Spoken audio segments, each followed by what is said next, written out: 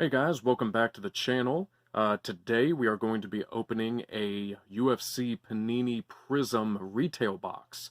There are 24 packs of cards in this box, 4 cards in each pack, and I'm going to try to get this, as quickly to the point as possible. There's a lot of cards to go through. My camera kind of wants to wonk out on me sometimes, so I don't want it to cut off, and I'm just going to go ahead and open the box, and we'll get right into it. Any cards that I've gotten in the past, I will just kind of blow through. I've already opened a few packs in the blaster boxes, so anything that's a repeat card, I'll just kind of toss off to the side, and we'll try to get through this pretty quickly here. But we'll go ahead and open this, and this, again, this is the retail box. There are 24 packs, 4 cards in each, and let's really hope that we get something good today, because this is normally meant for a shop to have out on display. So you have to imagine that there is going to be some pretty good cards in here somewhere. If these are meant for customers to come in and just kind of pick packs out of, this is a lot. So we'll go ahead and get into the first pack here. And I always have a hard time just with the hands, so these like to give me a little bit of trouble. Let's see what we have in the first pack. Alright. Oh my gosh, and off the bat, we have a Vicente Luque. I have not had one of these cards yet. Vicente Luque is absolutely one of my favorite fighters right now. I think he is the most dangerous problem in the welterweight division right now. I think he is 100% a future champion. He is the most well-rounded fighter on the roster. His jiu-jitsu is phenomenal. His striking is phenomenal. He is dog tough, and he's got an iron chin. Vicente Luque is an absolute problem in the division, and I think he is a future contender and a future champion. I'm super happy to have one of his cards. All right, and off the bat here, we have a Fearless Rose Namajunas, Thug Rose. I actually already have one of these. Alright, and behind Luque, another one of my favorite fighters out of Auckland, we have Dan Hooker. One of the best fighters in the lightweight division. Dan is so technical, such a precise killer. He put on a masterclass performance this past weekend. He wound up fighting the up-and-coming Nasparat Hakparast, and he picked him apart. Looked beautiful, mixed in wrestling, grappling, which Hooker doesn't normally do. But he was so sharp, so on point. His striking looked perfectly just accurate, and he picked apart one of the biggest up-and-coming problems in the division in Hakparast. Great win for Hooker, coming off 2 losses. And let's see, behind that we have a Kron Gracie. I don't know where Kron Gracie has been. He had about 2 fights in the UFC, and I want to say he has not fought in probably a solid year. I don't know what's going on with him, but I believe he did pick up a win in his last fight. Not sure where he went. But that's a great card to have. Let's go ahead and go on to the next pack here. Alright, and off the bat, we have a Dan EJ, or Dan Ige. Dan is a big problem in the featherweight division. Nasty hands, a lot of pressure, great power. Dan is a problem, and to have his rookie card, that's a great card to have. Very happy with that. Go ahead and put that in the pile, and behind him, we have Violent Bob Ross, Luis Pena. Pena, tall, lanky, great striking. He's had some ups and downs, but, Luis, he could be a problem in the division. He still has some things to work on. He's had some losses recently, but, I do enjoy watching Pena. He's long, very long limbs, and, he's got the striking to go with it. So, Pena is, he's a problem. That's a great rookie card to have. And behind him, we have a Fireworks Izzy. I actually already have this card as well. I opened this in one of the blaster boxes. And behind him, we have Biggie Boy, Jair Rosenstruck. And one of the hardest hitters in the division, one of the deadliest strikers in the heavyweight division. He's pretty much the second-rate Derek Lewis. Deadly power on his feet, deadly power in the hands. Touches you once and you're done. So I look at him as kind of like a second-rate Derek Lewis. Rosenstruck has done a lot of good things. He's had some losses recently, but, he's absolutely deadly on the feet. And we'll go on to the next pack.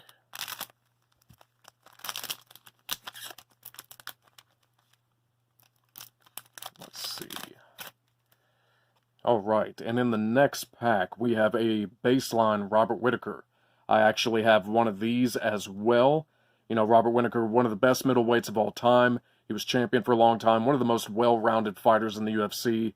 Well, I mean, almost pretty much the perfect fighter. You know, Izzy took the belt from him, but, you know, Whitaker is still one of the best in the world. And he's easily second place to Izzy. You know, I think Izzy beats him in the rematch again, but, you know, Whitaker's a great fighter. We'll go ahead and put him off. And behind him, we have James Krause, another solid prospect in the middleweight division. Excellent stand-up from Krause, great movement, very strategic. He's also a wonderful coach. So, you know, good to have a James Krause. I have not had him yet. And behind him, I'm seeing a green Prizm Fearless here. Who is it? Oh, we got a Masvidal. Phenomenal. I've been wanting anything Green Prizm or Fearless Masvidal, and very, very excited to have that. That is phenomenal. I'm very happy with that. And behind him, we've got Kevin Holland, one of the most fun middleweights in the division. Talks a lot of shit while he fights. Literally will sit there and ask you, you know, what you bought at the store that day, how's the wife, how's the kids, while he's beating the shit out of you and just lighting you up on the feet. Kevin Holland's a good time. I enjoy watching him fight. Great stand-up. He's had some recent losses, you know, mostly due to grapplers and wrestling. That's something he needs to work on. But in the stand-up department, Kevin Holland is an absolute problem. And that's actually his rookie card. So I'm very happy to have that. You know, Holland's he's a great prospect. I think he's got to do a lot of good things in the division. He's just got to work on that wrestling. And we'll go on to the next pack here. Let's see. And here we go, off the bat. We have a smiling Sam Alvey. Now, Sam Alvey is a vet. He's been around a long time. Dog tough, not the best in any one particular area. And to be totally honest, he's like on a 6-fight losing streak, and he should already be cut from the UFC. But Dana has come out and said that because of his toughness, his dog toughness, that he's going to keep him. It doesn't make any sense because fighters that are many levels above Sam Alvey, way better fighters than him, have gotten cut for a lot less. And it just makes no sense to keep him. I don't really see Sam improving. You know, he's older now. I don't think he's going to show us anything that's going to wow us anytime soon. So it's kind of an oddball choice to keep him, but most likely he'll take a 7th loss, and then hopefully they come to their senses and cut him. Behind him, we have the newly crowned, and that is a Silver Prizm, the newly crowned interim champion, Ciryl Gane, who put on an excellent performance against Derek Lewis, knocking him out. And now he is going to fight Francis Ngannou to unify the heavyweight title. That's going to be an absolute explosive atomic bomb of a fight. I can't wait for that. The Silver Prizm of Ciryl Gane. Behind him, we have the kind of off and on Tatiana Suarez. She's had a lot of issues, health problems, things here and there that have kept her out of the cage. But Tatiana's, you know, she's a very solid fighter in the strawweight division. Good things from her, but she just hasn't been able to fight as much as she's wanted to. So, good card to have for her. Behind her, we have the legend, in my personal opinion, a little mini legend, Paul Felder, who was always absolute fireworks to watch. One of the toughest steel door pit bull fighters in the UFC. Excellent striking, one of the best chins in the game. Paul Felder was always fun to watch, always there when you needed him, taking fights on short notice, and he's one of the best commentators in the UFC right now. I mean, I love him on the commentary table. He's great in the booth, great on the mic. Love Paul Felder. And we'll go ahead and go on to the next pack. Try to get through these as quick as possible so my camera hopefully does not shut off on me. Alright, and behind him we have a baseline Tanner Boser, sorry. You know, Tanner's just, you know, he's kind of got that redneck look, missing the tooth, got the mullet, but dog tough. He kind of reminds me of Roy Nelson. He's got that, you know, kind of brawling, plotting, fighting style. He's got power in his hands, but outside of that, you know, not much else going on in the skill department. But he's dog tough. You know, he could pick up some decent wins in the heavyweight division. But you know, pretty good card to have for Tanner there. Behind him, we have the excellent striking specialist and Silver Prizm Song Yadong. Lightning fast hands, great striking, phenomenal prospect in the bantamweight division. I could see Song doing you know, a lot of good things. Picked up a pretty solid recent win against Casey Kenny. Great fight, and I see good things for him in the division. Behind him, we have the Diamond Dustin Poirier, who just recently coming off his win against Conor. Conor breaking his foot, but now he is 2-1 with Conor. So I'm sure that they will fight again sometime down the road. Doesn't need to happen anytime soon. Conor still has many months of rehab and rehabilitation to go, but a great card to have. Baseline Dustin. And behind him, we have Raquel Pennington. At this point, a vet in the bantamweight division. Raquel doing solid things, picking up wins here and there, some losses, but good card to have for Raquel. And we'll zip on to the next pack. All right, and behind her, we have the karate hottie, Michelle Waterson. Very fun, exciting, dynamic fighter to watch. Michelle's good on the feet, excellent kicks, excellent jiu-jitsu, very dangerous on the ground, and she's absolutely beautiful and just great smile, fun personality. I like Michelle a lot. Go behind her, and the veteran Matt Brown, Matt the Immortal Brown. Matt's been around so long, dog tough, scrappy as hell, gets in your face. I mean, an absolute Rottweiler to deal with in the cage. Getting a little older, had some wins, had some losses recently, but Matt Brown, is a mini legend. And, oh my God, hold on a minute now. Is this numbered? This is a black knockout artist, Cody Garbrandt. Is this numbered? No, it is not. This is a black card, and usually those are the rarest cards that you pull in the packs. But I am not saying that it's numbered.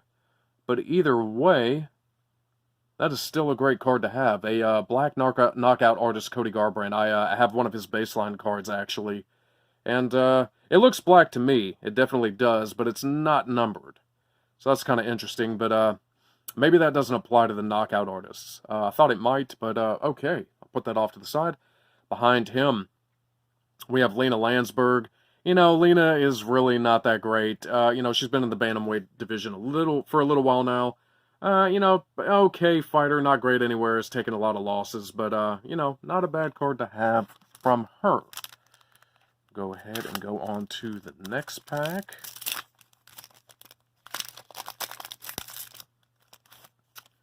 All right, and we've got another baseline Masvidal. I actually have one of these, and I got one out of the blaster box. It might have been a different version of Masvidal. I don't remember if I have the regular baseline, but either way, excellent card to have. I absolutely love Masvidal. He's one of my favorite fighters. Street Jesus absolutely keeps it 100% real. And it's just, how can you not like the dude? Masvidal's a good guy. I love watching him fight, and that's fantastic. And behind him, speaking of people who you want to see get knocked out on a regular basis, we have a fearless Colby Covington, who is going to rematch Kamaru Usman in Madison Square Garden in November. And again, he's going to lose that fight. Usman is going to KO him again. So we all want it to happen. We hope it happens. Not a fan of Colby, but, can't deny his talent. He is a good fighter. And behind him, one of my favorite guys to come off The Ultimate Fighter, Kelvin Gastelum. Kelvin is dog tough. I mean, been in absolute wars with some of the best in the game. He's had some hard losses, but Kelvin is not going anywhere anytime soon. He is going to absolutely keep winning. He'll pick up solid wins. He's just been struggling, against the top of the top for a little bit now, but he still gets solid wins in between those. So, very happy to have a Kelvin. And behind him, baseline Tony Ferguson, El Kakui, has had some tough losses recently. He's kind of a little bit on a decline, but I think Tony can, kind of pull himself out of the hole, get some wins against some, more mid-level competition. But I think the top of the division is going to start to be a problem for him now. All right. Moving on to the next one.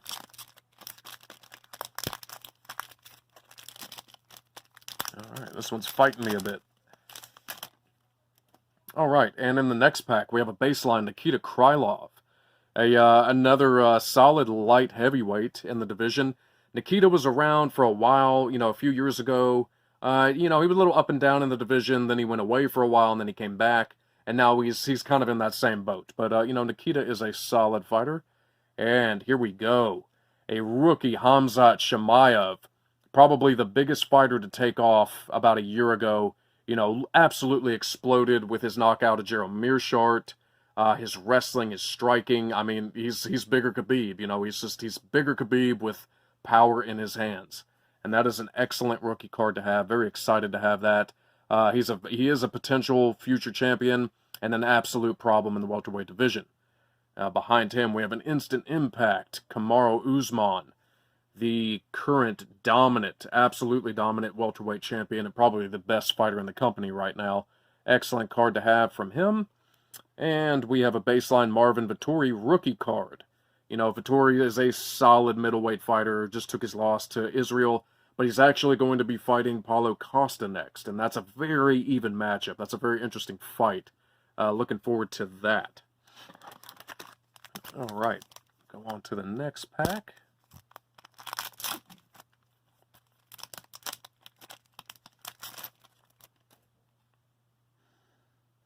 All right, and off the next pack, baseline Kai Kara France, another phenomenal Australian fighter out of City Kickboxing. He's in the flyweight division. Kai Kara France is a problem. Very well-rounded. Had one of the best comeback wins in his last fight. I'm skipping out on who he fought. It's on the edge of my brain. It's not coming to me right now. But I remember it being a very crazy comeback. I believe he got out of a rear naked choke that was seconds from tapping, reversed the position, and wound up TKOing the guy. And I know I'll remember who it is the minute the video is over. But yeah, I cannot think of it off the top of my head. Behind him, we have a Silver Prizm Gunnar Nelson. And, you know, Gunnar Nelson, solid welterweight, some of the best jiu-jitsu in the welterweight division. Good stand-up. I don't know where Gunnar's been. He has not fought in a long time. I have no clue what's going on with him. I don't think he's hurt or anything. But, yeah, I don't know what's going on with him. It's, you know, it'd be nice to have him back. You know, he is fun to watch. But, yeah, I'm not exactly sure where he's at the moment. Put him off to the side. All right, and a baseline John Jones. Now, I have not gotten anything John-related yet, but I'm very happy to have it. I think, in my personal opinion, John Jones is the greatest light heavyweight of all time. He's the greatest fighter of all time, and there's no denying it. The laundry list of legends that he's beat, his overall skill in the cage, you know, he's been absolutely dominant with the few exceptions of the fight with Dominic Reyes, which I think he lost. He didn't look great against OSP, you know, but still, you cannot deny John is the greatest of all time. It's undeniable. Skill-wise, competition-wise, the names he's beaten, the way he's beaten them, everything from Machida to Bader to Shogun to Vitor. I mean, it goes on and on. And, you know, outside of the cage, I'm not a big fan. His personal choices, the trouble that he gets in, his arrests. But in the cage, you know, I am a fan of John. And behind him, we have a baseline Ian Heinisch. Middleweight, solid prospect, you know, good hands overall, good hands, good wrestling, you know, pretty baseline fighter. You know, overall he's good, but not great in any one area. You know, Heinisch, a little up and down, but I don't know. He's probably not going to do a whole lot of good things in the middleweight division, but good card to have nonetheless. We will skip on to the next pack.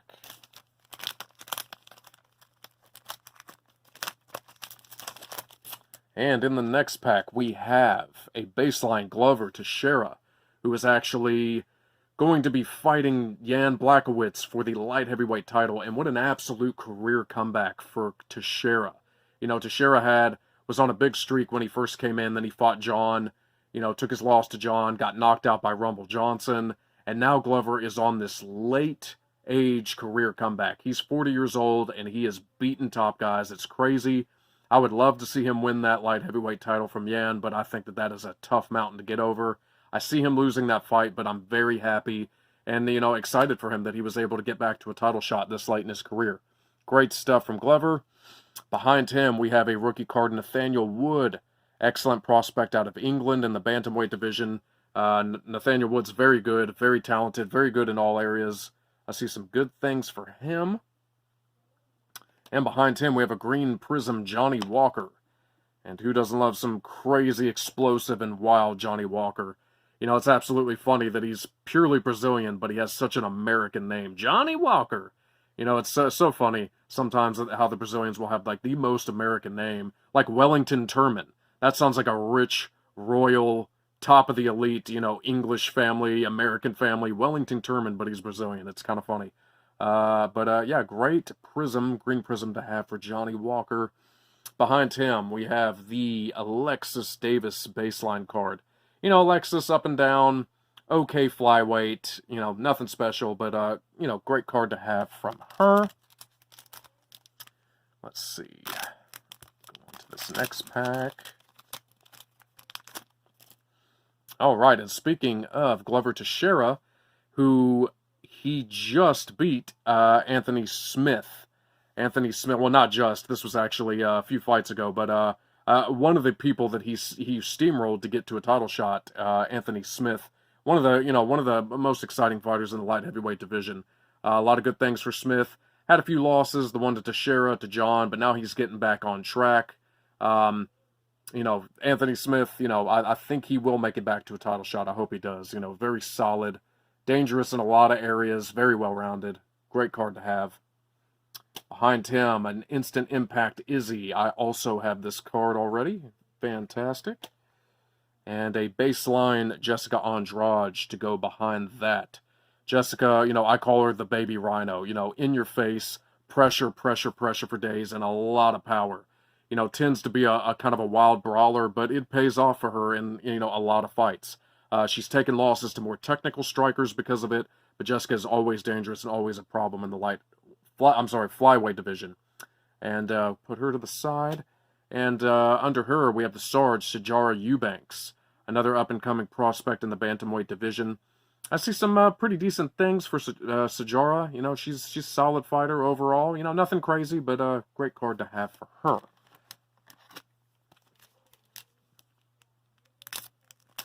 And on to the next pack. Got to come across something money shortly, I would have to assume. There's got to be something in here that's solid. All right, and we have the legend Jeremy Stephens. Jeremy Stephens is a UFC vet. He has been around for a long time, over a decade. Jeremy is a pit bull, you know, always puts on exciting fights, deadly knockout power in his hand. Unfortunately, Jeremy is on the decline right now, career-wise. He's had a lot of losses. I don't know if it's really going to get any better for him, but what it basically comes down to is Jeremy is kind of a, you know, more of a brawler-type pressure fighter, and he's getting knocked out by pure technical strikers. So that technical edge that his opponents have is what's really kind of knocking him down in fights, you know, and he's just getting caught in between transitions. You know, he goes to throw a wild shot and just gets caught with a cleaner, more precise combo. You know, what Calvin Kattar did to him. You know, it's just, it's a little tough for him right now. So, but I do like Jeremy. Jeremy's a fun vet. Behind him, one of my all-time favorite fighters, Donald Cerrone. Who the hell does not love Cowboy Cerrone? Always game, always ready to fight, always there when you need him. One of the most exciting fighters in MMA history. Such a good guy. I mean, God, I cannot say enough good things about Cerrone. He's had some losses recently. He fell short in his title shots, but I absolutely love Cerrone. That's fantastic. I love him. And behind him, we have Sugar Sean O'Malley, knockout artist. You know, Sugar's one of the biggest and most up-and-coming prospects right now. You know, his popularity is skyrocketing. You know, he's doing a lot of good things. You know, he's beaten some slight, you know, kind of can guys, but at the same time, you know, the way that he's beating these guys are, you know, it's phenomenal. And I think he just needs to step up in competition, which he should be getting very shortly. His knockout of Eddie Wineland was highly impressive. You know, even though Wineland is, you know, he's a WEC vet. He's not one of the best fighters in the world, but he is, you know, he's a known guy. But that one-shot punch to put him out, you know, but Sugar Sean O'Malley, you know, he is fun to watch, and he definitely draws eyes. And behind him, we have a baseline Nate. I already have one of these. Who doesn't love some, what's up, guys? My name's Nate, and I'm here to fuck stuff up. Who doesn't love some Nate? So that's fantastic. And we'll go on to the next pack. All right, and baseline off the bat, we have Paulo Costa, who last loss, you know, took the vicious beat down from Israel Adesanya. You know, but Costa's still a, you know, he's a solid middleweight. You know, he's pretty dangerous, but you know, a little bit of, you know, some questionable we got a few question marks kind of floating around on that physique. I've always kind of like Yoel Romero, where you're like, I don't know about all that. Don't know how you're getting past USADA, but, you know, okay, Costa's okay in my book. And behind him, we have the scrappy vet, Tim Elliott. You know, Tim is always fun to watch, very exciting. A lot of cardio, great submissions, great grappling, you know, fun kind of wild striker. That is a silver prism. Good stuff on Tim Elliott. Behind him, we have the baseline Andrea Lee, another solid flyweight in her division, picking up some good wins, doing some good things. And behind her, we have a baseline Uriah Hall. I actually have one of those as well from one of my blaster boxes. Let's see. And we have... All right, baseline Arnold Allen, another solid, very well-rounded fighter in the featherweight division. He's a handful for anybody. He's got great grappling, great striking. You know, he mixes everything together very well. Solid baseline Arnold Allen. Behind him, Brandon Royval, another high-paced jiu-jitsu fighter who's had some very good fights, had some losses recently. But Brandon Royval, you know, he's a problem in the flyweight division. He's very tough, you know, very durable, a lot of cardio, a lot of pressure. Doesn't stop. Rookie card for him. Behind him, we have a knockout artist, Thiago Santos, who's actually fighting Johnny Walker this weekend, which is going to be one of the most explosive light heavyweight fights of all time. I mean, very evenly matched, both tall, long fighters with insane amounts of knockout power. And I'm very excited and looking forward to that fight.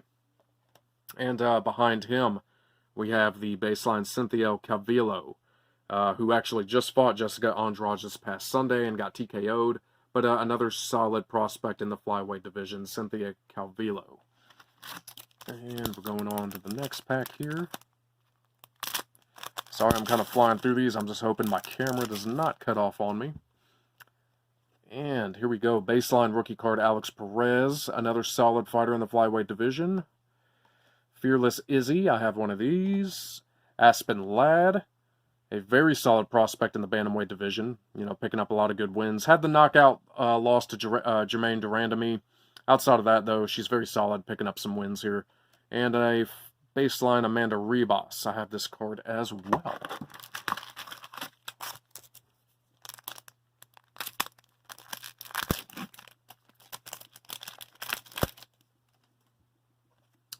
And we have, let's see, baseline Miguel Baeza, welterweight rookie card. Curtis Blades, who just picked up a win this past Saturday off Rosenstruck, one of the best heavyweight wrestlers in the division. Took the horrible knockout loss to Derek Lewis, you know, took a badly timed shot, ate an uppercut for it, put him out cold. But, you know, Curtis Blades is one of the top heavyweights in the division. He'll easily be a top contender eventually. You know, that wrestling is just very hard to deal with. And let's see, knockout artist Israel Adesanya. I have multiple Izzy cards, but I do not have this one. I am actually very happy with that one. That's great. And behind that, we have blonde Derek Brunson, who is a little bit of a career resurgence here. He's kind of on a streak again.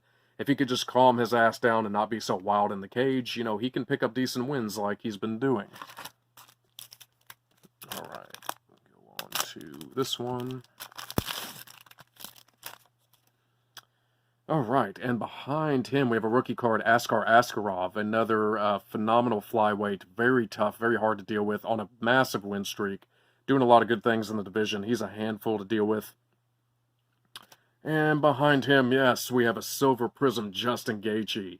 That is awesome. I'm very happy to have that. I love Justin Gaethje.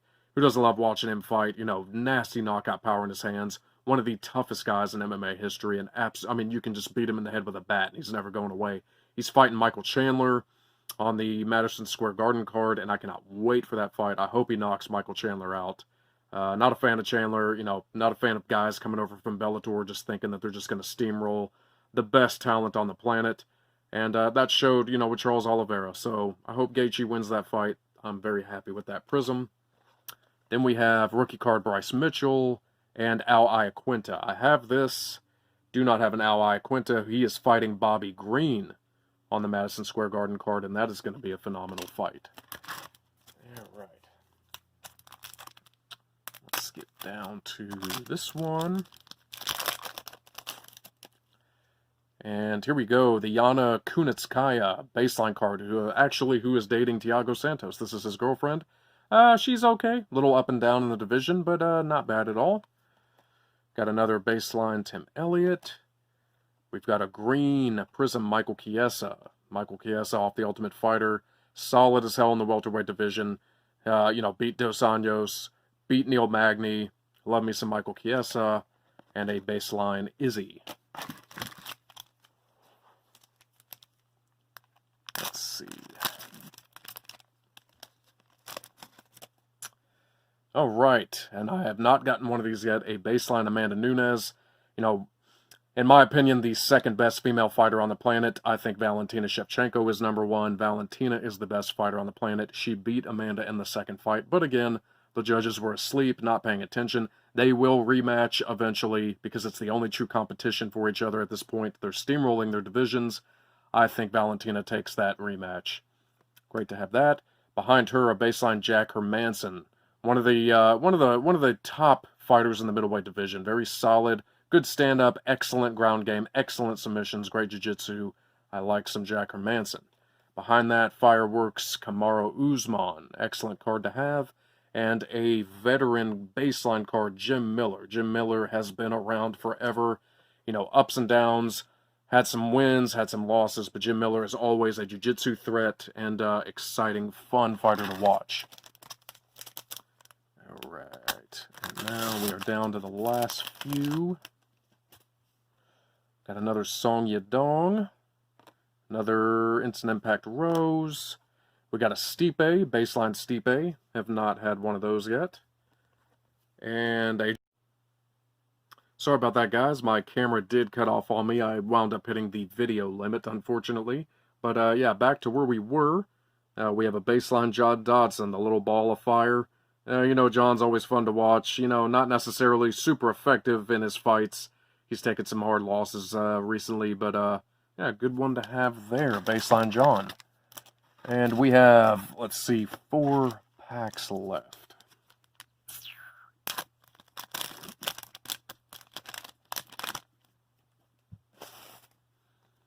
And we have a Mahmoud Muradov rookie card. And he actually was on a very solid win streak up until recently where he fought Gerald Meerschaert. And Gerald Meerschaert wound up weathering a very heavy storm against him and wound up coming back to beat him. So his first loss in the UFC. Oh, what do we... Oh, you have got to be absolutely kidding me. We have an autographed... Oh, man. Zhang Weili. Oh my God, that just blew me away. I was wondering why the card was backwards, and then I was like, wait a minute, the backwards cards are usually autographed cards. Oh, this whole box, that just paid off.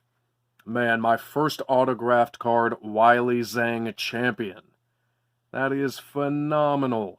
I'm very happy with that. Just lost her belt to Rose. They're going to rematch, though. I think Rose takes the rematch as well. But I am so excited. I knew there had to be something good in here because this is a retail box, 24 cards. You have to have something solid in here. So I'm very happy with that. That's phenomenal. There it is. Fantastic. The first Asian champion in UFC history, too. So that's a very profound card to have. That's very, very awesome. Very happy with that. Autographed Zhang Weili. Fantastic. That is getting sleeved immediately. And we have a green Prizm Derek Lewis, and who doesn't love Derek Lewis? The funniest fighter in MMA history. The greatest personality you could ask for. I mean, his interviews, post-fight interviews are legendary. His press conference interviews are legendary. One of the best heavyweights on the planet. I mean, absolutely deadly one-shot knockout power. Steamrolling everybody. Took some losses here and there. Dos Santos, Blades. I'm sorry, not Blades. Gone. And phenomenal card to have. I'm very happy to have a green Derek. And one of my all-time favorite fighters and legend, former bantamweight champion, Frankie Edgar. I love Frankie. One of the most well-rounded fighters in MMA history. Excellent striking, excellent wrestling. Frankie chains everything together so well. But, unfortunately, Frankie is getting up there in age, and he's starting to struggle. He's starting to take some hard losses. He's starting to take some knockout losses, and it's kind of hard to watch. But, hopefully Frankie doesn't take too many more, knockouts and hard losses. I would like to see him stick around maybe another year or two, but it's kind of hard to say. I would say if he takes another knockout loss or two, he'll probably retire, but I absolutely love Frankie Edgar. He's one of my all-time favorite fighters. And we have 2 more packs to go. And let's see, could we get lucky enough to get a numbered card or another autograph, which would be absolute insanity. But I don't think I'm going to get that lucky. Maybe with a numbered card. I haven't gotten one of those yet, but let's see. All right, and we have the newly crowned flyweight champion, Brandon Moreno, who just beat Devinson Figueiredo for the belt. Excellent rematch. I love Brandon Moreno. Great personality. Such a fun, positive, polite kid. And those are the fighters I like. I'm that way, and I love seeing that in returning fighters. Good kid, excellent fighter, great championship comeback story went for him. Very happy to have the Brandon Moreno. Behind him, we have the returning Kevin Lee. Kevin Lee has been around for a while now in the lightweight division. Kevin's is a solid fighter. He's had some good wins in his career, but also he's had a lot of hard times coming off some knee surgeries. He's been out of the cage a long time. Just took the pretty tough loss to Daniel Rodriguez. And I don't really know what's going to go on with Kevin Lee from this point on. It's kind of a question mark. I still feel like he's good enough to pick up some wins against some mid-level guys, but I don't think he's going to be ever good enough to be a champion or beat any top 5 guys. Lee just doesn't really have that in his skill set. But very solid to have. Happy to have a baseline Kevin Lee. Behind him, we have a green Biggie Boy, Jairzinho Rosenstruck. Another one, and a baseline Gunner. Alrighty. And we are down to the last 2 packs. Make sure I didn't accidentally slide one off somewhere. Okie doke. And we got, alright, I have not had one of these, a baseline Stephen Wonderboy Thompson, who is one of the most exciting welterweights, in UFC history. That karate style, so effective, that wide stance, keeping opponents at bay, keeping that distance, shot picking. He's so hard to deal with. So few guys have the answer to beat him. And, Steven, it would be great if he could make it back to a title shot. It's possible. He's up there in age. I think he's 36, 37. But, Wonderboy is always a problem, very hard to deal with. One of the hardest styles to try to overcome in MMA. That karate style is just fantastic. It's kind of like, it's like Lyoto Machida, but, wider stance, a little more effective in the point striking, and phenomenal. Behind him, the greatest featherweight of all time, in my opinion, Max Holloway, knockout artist. Love Max to death, one of my favorite fighters. Another base Surreal, and a base Justin Gaethje. Fantastic. And we are down to the last pack in the box here.